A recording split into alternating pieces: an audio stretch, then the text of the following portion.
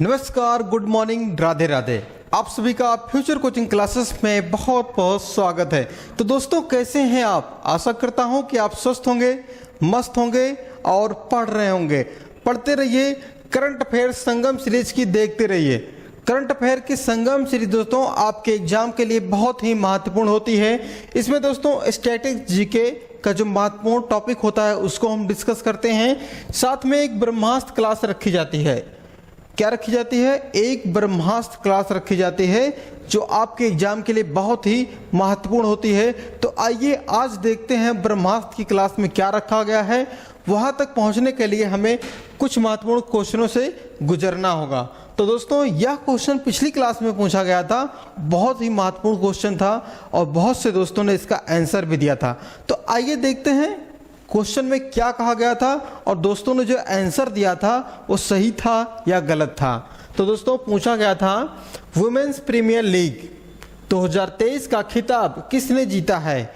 तो आपका ऑप्शन एक है मुंबई इंडियंस, दूसरा है रॉयल चैलेंज, तीसरा है गुजरात टाइटन, चौथा है यूपी वॉरियर।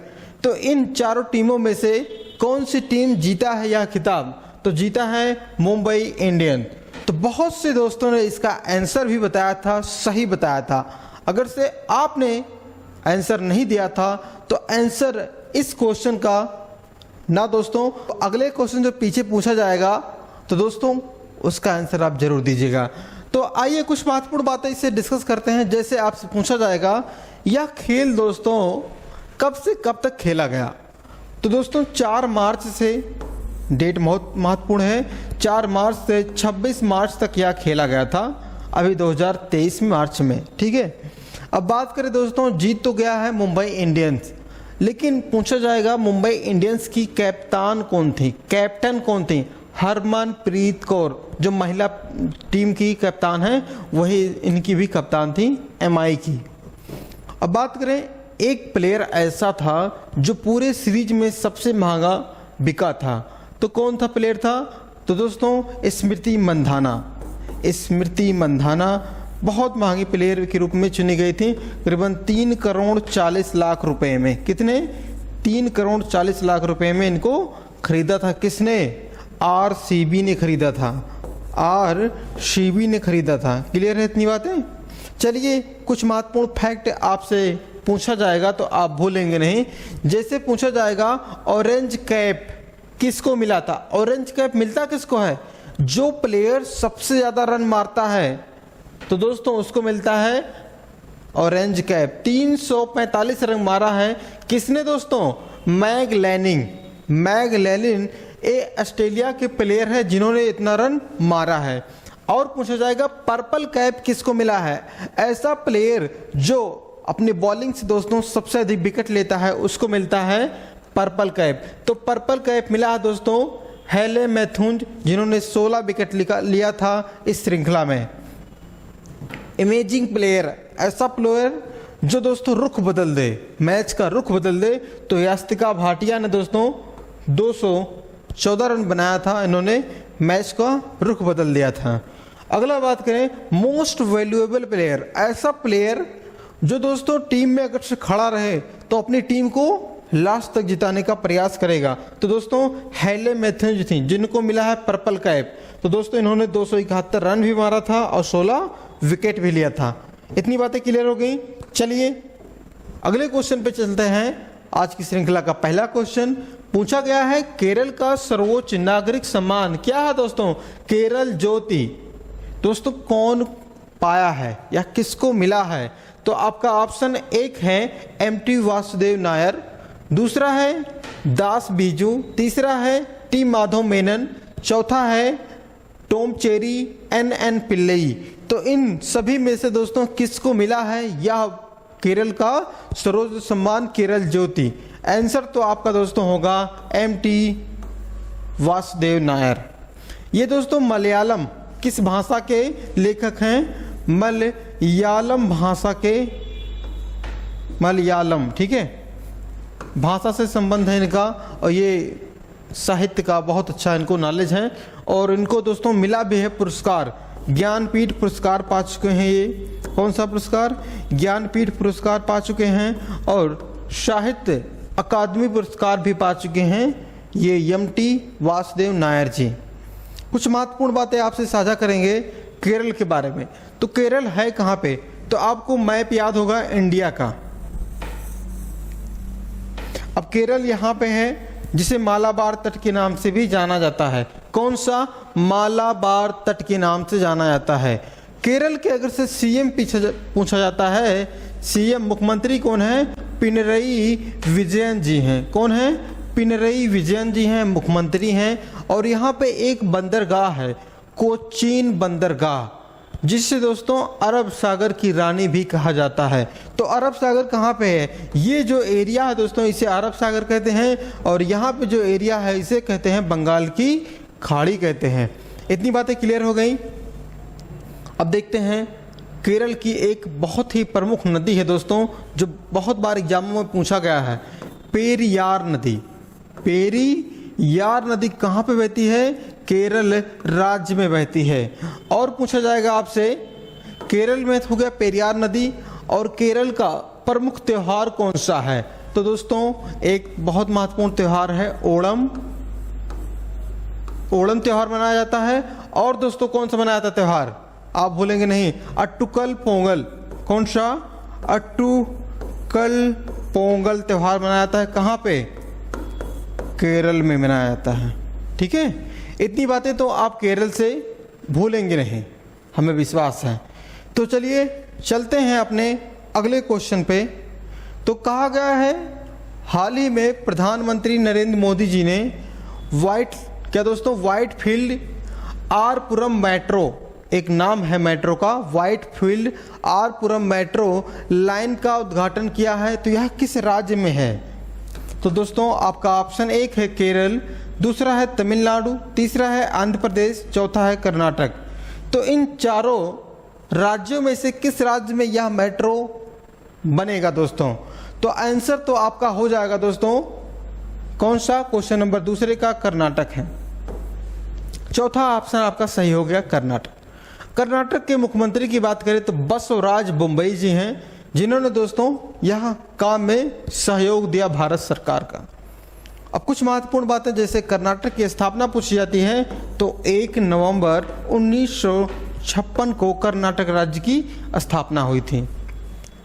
अगर से पूछा जाएगा भारत में दोस्तों पहली अंडर वाटर मेट्रो कहाँ पे बनाई गई? तो दोस्तों कहाँ पे? पश्चिम बंगाल में है हुगली नदी। हुगली नदी, किस नदी? हुगली नदी के ऊपर बनाया गया पहली अंडर वाटर मेट्रो। कुछ महत्वपूर्ण बातें, जैसे आपसे पूछा जाएगा किस मेट्रो की जो एरिया है सबसे ज़्यादा है, सबसे बड़ा मेट्रो किसका है? तो दिल्ली मेट्रो जो है बहुत बड़ा मेट्रो है। ठीक है, अगर से और पूछा जाएगा आपसे कि दोस्तों भारत में सबसे पहले ट्रेन किसने चलाया था, कब चलाया था? तो डेट बहुत इंपॉर्टेंट है, 1853 में पहली ट्रेन चली थी दोस्तों। किसका समय था? डलहौजी का समय था, लॉर्ड डलहौजी जिसे कहते हैं उसका समय था, जिसने दोस्तों पहली बार ट्रेन चलाया भारत में। इतनी बातें क्लियर हो गई। चलिए चलते हैं अपने अगले क्वेश्चन पे। क्वेश्चन तीसरा है बेहद ही महत्वपूर्ण। कहा गया है हाल ही में किस देश के पुरुष और महिला टीम ने एशियाई खो खो चैंपियंस को जीता है? तो दोस्तों बहुत ही अच्छी बात है, महिलाओं ने भी जीता है और पुरुषों ने भी जीता है। तो दोस्तों आपका ऑप्शन एक है नेपाल, मलेशिया, सिंगापुर या भारत। तो यह जो टीम जीती है अपनी भारत है। भारत की टीम ने दोस्तों, महिला टीम और पुरुष टीम दोनों ने दोस्तों भारत की शान बनाई। एशिया खो खो टीम को, खो खो जो चैंपियंस होता है उसको जीता था। बात करें खो खो में कितने प्लेयर होते हैं? 9 प्लेयर होते हैं। ठीक है, और 3 अतिरिक्त प्लेयर होते हैं। 9 प्लेयर वैसे होते हैं, 3 अतिरिक्त प्लेयर होते हैं। अब देखिए जीते हैं तो, लेकिन ये हुआ कहाँ पे था, ये इंपॉर्टेंट है ना। ये हुआ कहाँ पे था? ये इसका आयोजन असम में हुआ था। कहाँ पे हुआ था? भारत के राज्य असम में हुआ था एशियाई खो खो खेल। इन्होंने हराया किसको था?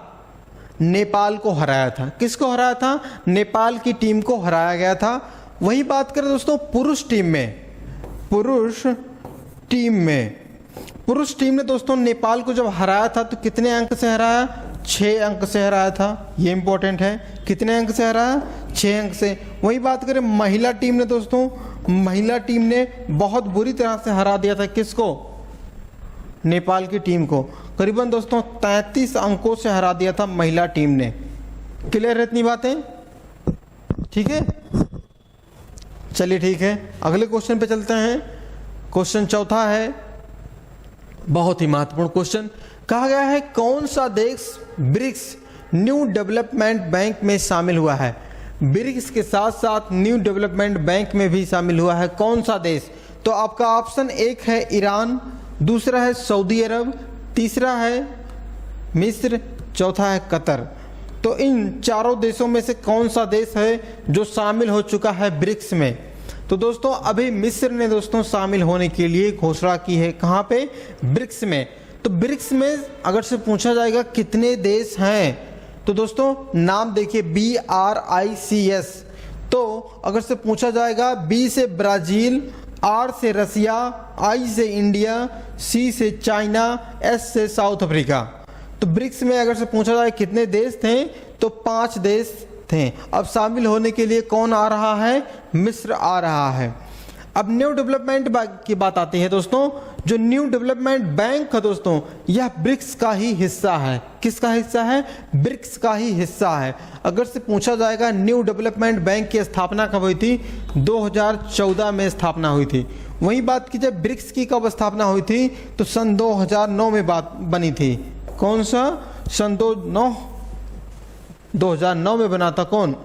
ब्रिक्स। और 2014 में बना न्यू डेवलपमेंट बैंक। मुख्यालय पूछा जाएगा तो चीन में है। अगर से और बातें पूछी जाएं, ब्रिक्स की दोस्तों अभी 15वीं बैठक होगी। किसकी? ब्रिक्स की 15वीं बैठक होगी दोस्तों। कब होगी? अगस्त 2023 में इसकी 15वीं बैठक होगी। क्लियर इतनी बातें? ठीक है। अगर से पूछा जाएगा तो 5 देश इसमें शामिल हैं। और पूछा जाएगा मिस्र के बारे में, तो आइए देखते हैं मिस्र है कहाँ पे। देखिए मिस्र, ये कौन सी है? नील नदी है। कौन सी नदी है दोस्तों? नील नदी है। विश्व की सबसे बड़ी नदी कौन सी है? नील नदी है। पूछा जाएगा कहाँ पे बहती है, किसका वरदान कहते हैं, तो मिस्र का वरदान कहा जाता है नील नदी को। ठीक है। अब मिस्र की जो राजधानी है दोस्तों काहिरा है। क्या है? मिस्र की राजधानी काहिरा है जो इसी नदी के किनारे बसी हुई है। ठीक है, इतनी बातें क्लियर हुई। और अगर से पूछा जाएगा मिस्र के वर्तमान में राष्ट्रपति कौन है, किसकी बात की जा रही है? राष्ट्रपति की दोस्तों क्या नाम है? अब्देल। क्या नाम है? Abdel Fattah. और नाम थोड़ा सा अजीब है, अल सीसी। अब्देल फताह अल सीसी ये राष्ट्रपति हैं। कहाँ के? मिस्र के हैं। और मिस्र में बात करें दोस्तों, जो एक पिरामिड देख रहे हैं, बहुत पिरामिड है यहाँ पे। गीजा का पिरामिड बहुत फेमस है। ठीक है। अगर से बात करें गीजा का जो पिरामिड था दोस्तों, माना जाता है 4500 वर्ष पहले इसको बनवाया गया था। किसको? गीजा के पिरामिड को। ठीक है, इतनी बातें। चलिए अगले क्वेश्चन पे चलते हैं। 5वां क्वेश्चन है, कहा जा रहा है foundation of SAARC writers and literature ने किसे साहित्य पुरस्कार से सम्मानित किया है? तो दोस्तों आपका ऑप्शन 1 है शेख मुजीबुर रहमान, दूसरा है रविन्द्रनाथ टैगोर, तीसरा है मुंशी प्रेमचंद, चौथा है इकबाल। तो इन चारों महान पुरुषों में से किसको सम्मान दिया गया है दोस्तों? तो आंसर आपका सही है शेख मुजीबुर रहमान। ये है कौन? शेख मुजीबुर रहमान ऐसे व्यक्ति हैं जिन्होंने बांग्लादेश को आज़ाद कराया। किसको? बांग्लादेश को। सॉरी, और 26 मार्च 1971 को बांग्लादेश आज़ाद हुआ। और किससे आज़ाद हुआ? पाकिस्तान से आज़ाद हुआ, जिसमें इस लड़ाई में दोस्तों इन्होंने बहुत अधिक सहयोग दिया। और बांग्लादेश के प्रथम क्या थे? राष्ट्रपति थे। और आगे चल के ये प्रधानमंत्री भी बने बांग्लादेश के। और बात करें बांग्लादेश भारत से कितनी सीमा बनाता है, तो 4096 किलोमीटर की सीमा बनाता है। कौन? बांग्लादेश। इतनी बातें क्लियर हुई। अगर से पूछा जाएगा शेख मुजीबुर रहमान को एक अन्य नाम से जाना जाता है तो क्या नाम है? बंग बंधु के नाम से जाना जाता है। किसको? इन्हीं को बंग बंधु के नाम से जाना जाता है, शेख मुजीबुर रहमान को। ठीक है, इतनी बातें। चलिए अगले क्वेश्चन पे चलते हैं। क्वेश्चन 6वां, बेहद ही महत्वपूर्ण क्वेश्चन, आज की क्लास का मेन टॉपिक यही है और मेन क्वेश्चन पूछे जाने वाला यही क्वेश्चन है। कहा गया है किस नेशनल पार्क में दोस्तों एक चीते की किडनी के बीमारी से मृत्यु हो गई? किसकी किडनी की बीमारी से मृत्यु हो गई? तो आपका ऑप्शन एक है कूनो नेशनल पार्क, दूसरा है बांधवगढ़ नेशनल पार्क, तीसरा है संजय नेशनल पार्क, चौथा है कान्हा नेशनल पार्क। तो यह दोस्तों नेशनल पार्क कौन सा है? तो कूनो नेशनल पार्क में यह घटना घट गई जहां पे एक चीता मारा गया, मारा नहीं गया, मर गया बीमारी से। तो दोस्तों ये जो चारों देख रहे हैं नाम ना, तो ये एमपी के नेशनल पार्क हैं, मध्य प्रदेश के नेशनल पार्क हैं। तो कूनो नेशनल पार्क कहाँ पे होगा? मध्य प्रदेश में होगा। क्लियर है इतनी बातें? अब देखिए ये चर्चा का विषय इसलिए है क्योंकि इसकी जो प्रजाति है चीते की दोस्तों कहाँ से लाई गई थी? तो नामीबिया से लाई गई थी, नामीबिया से लाया गया था यह चीते की प्रजाति। इसके साथ साथ दोस्तों बहुत से इसके दोस्त आए थे। तो जैसे कितने दोस्त आए थे पूछा जाएगा तो टोटल 8 चीते लाए गए थे। ठीक है, 8 चीते लाए थे। भारत के प्रधानमंत्री नरेंद्र मोदी जी के जन्मदिन के अवसर पर इनको लाया गया था। और दोस्तों ये जो चीता मरा है ना, इसका नाम अगर से पूछा जाएगा तो इसका नाम था सासा। क्या नाम था? सासा अब नहीं रहे। कौन नहीं रहा? सासा जो चीता था ये एक मादा थी। क्या थी? मादा थी दोस्तों, और बेचारी मर गई। किस बीमारी से? किडनी की बीमारी से। ठीक है, वहीं अगर से बात करें दोस्तों जो 8 लाए गए थे नामीबिया से चीते, तो इसमें कितने नर थे कितने मादा थे? तो दोस्तों 5 मादा थे। कितने थे? 5 मादा थे और 3 नर थे। 3 नर थे। ठीक है, इतनी बातें क्लियर हो गई। चलिए नाम तो आप जान के ना, इस बेचारे का नाम क्या था? सासा नाम था, जो मर गई अब किस बीमारी से? किडनी की बीमारी से। कूनो नेशनल पार्क में अगर से पूछा जाएगा आपसे मध्य प्रदेश में कितने नेशनल पार्क हैं, तो आप ध्यान देंगे 12 नेशनल पार्क हैं। जो सबसे ज़्यादा नेशनल पार्क कहाँ पे है? मध्य प्रदेश में है। इतनी बातें क्लियर हो गई। ठीक है, चलिए अगले क्वेश्चन पे चलते हैं। कहा गया है धनुष लोकनाथन और जोशला साबर ने IWF विश्व युवा चैंपियंस में कौन सा मेडल जीता? तो आपका ऑप्शन एक है गोल्ड, दूसरा सिल्वर, तीसरा ब्रॉन्ज, या इनमें से कोई नहीं। तो आंसर क्या सही होगा दोस्तों? इन्होंने जीता दोस्तों ब्रॉन्ज मेडल। कौन सा मेडल? Bronze medal. इसी ब्रॉन्ज मेडल को दोस्तों कांस्य पदक भी कहा जाता है। कौन सा? कांस्य पदक कहा जाता है। कुछ लोग ऐसे कंफ्यूज रहते हैं, ब्रॉन्ज का संबंध सिल्वर से नहीं है, लेकिन आप समझिए ब्रॉन्ज का संबंध कांस्य पदक से है। और दोस्तों इन दोनों लोगों ने कांस्य पदक जीता है। अब बात करें जो लड़का है दोस्तों, उसका नाम क्या है? धनुष है। अब ये कितने वर्ष का लड़का है? 16 वर्ष का लड़का है दोस्तों। और महिला की बात करें, जो लड़की है दोस्तों, ये अभी 14 वर्ष की लड़की है। ठीक है, आप बात समझ गए होंगे कितने अभी नौजवान युवक हैं जो दोस्तों मेडल ला रहे हैं भारत के लिए। ठीक है, इतनी बातें क्लियर हो गई। कौन सा पदक जीता है? ब्रॉन्ज मेडल जीता है इन दोनों लोगों ने। आइए देखते हैं क्वेश्चन नंबर 8वां है, हाल ही में हमजा यूसुफ किस देश के प्रथम मंत्री के रूप में चुने गए हैं? तो आपका ऑप्शन एक है फ्रांस, दूसरा है स्कॉटलैंड, तीसरा है जर्मनी, या इनमें से कोई नहीं। तो आंसर क्या सही होगा दोस्तों?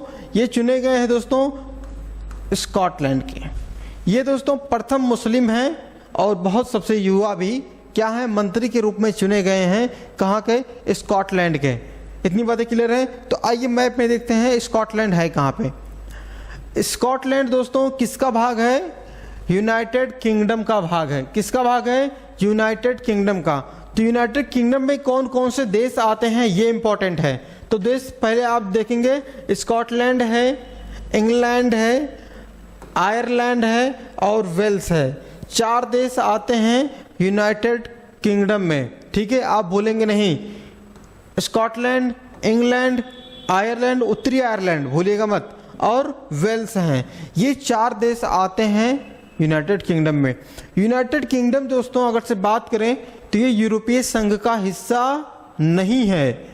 कब से अलग हुआ था? सन 2020 में, ठीक है। 31 जनवरी 2020 को जो यूके है दोस्तों, यूनाइटेड किंगडम है, ये अलग होगा यूरोपियन संघ से। यूरोपियन संघ में दोस्तों अगर से बात की जाए कितने देश शामिल हैं, तो 27 देश शामिल हैं। इतनी बातें आप भूलिएगा मत दोस्तों, ठीक है। चलिए अगले क्वेश्चन पे चलते हैं।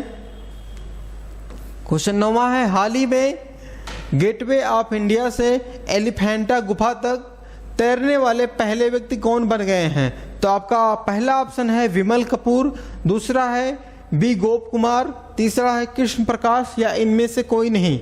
तो बने कौन हैं? तो आंसर आपका कृष्ण प्रकाश है।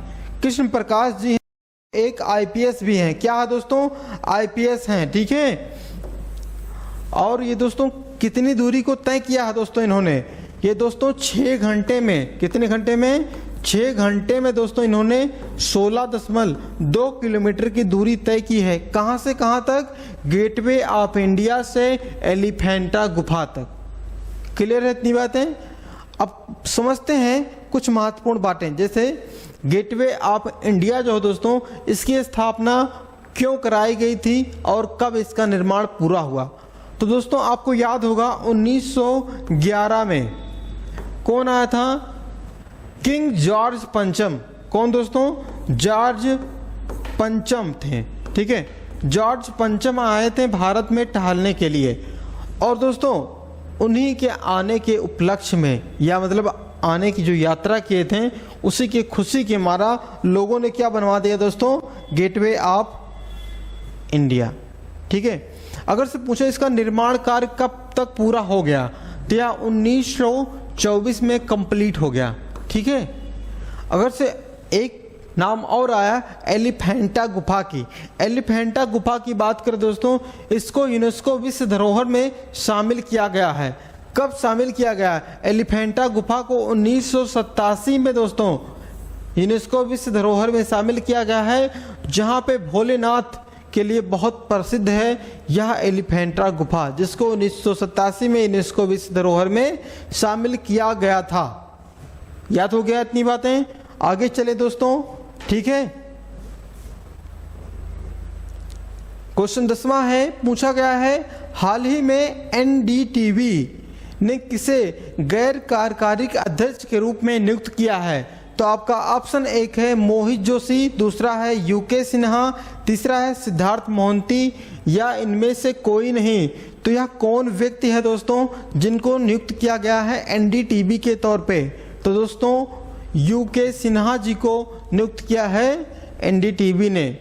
वही बात करें एनडीटीवी की, अगर से स्थापना कब हुई थी? 1988 में एनडीटीवी की स्थापना हुई थी। और अगर से समाचार की दुनिया में भारत का पहला समाचार पत्र कौन था? तो भारत का पहला समाचार पत्र था दोस्तों द बंगाल, क्या नाम था? द बंगाल गजट था। यह भारत का पहला समाचार पत्र था। अगर से बात करें, एक पत्रकार थे जो एनडीटीवी के तौर पे काम करते थे, लेकिन अब शायद अब नहीं करते हैं। उनका नाम था रवीश कुमार, बहुत अच्छे पत्रकार थे। और बात करें उनको क्या मिला था? उनको मिला था रेमन, क्या नाम था? रेमन मैगसेसे पुरस्कार मिला था, ठीक है। बहुत महत्वपूर्ण होता है पत्रकारिता के संबंध में। रेमन मैगसेसे पुरस्कार किसको मिला था? रवीश कुमार को मिला था। तो आइए देखते हैं आज का ब्रह्मास्त्र में क्या कहा गया है। टॉपिक हमारा क्या था दोस्तों? महासागर की जो जलधाराएं हैं उनके बारे में। तो आज का जो टॉपिक है, हिंद महासागर को हम आज टारगेट किए हैं जलधारा के तौर पे। तो देखिए, जो सबसे पहले हिंद महासागर कहाँ पे है? सबसे पहले आप 0 डिग्री वाले पाइए, ठीक है। इंडोनेशिया से होते हुए जाता है।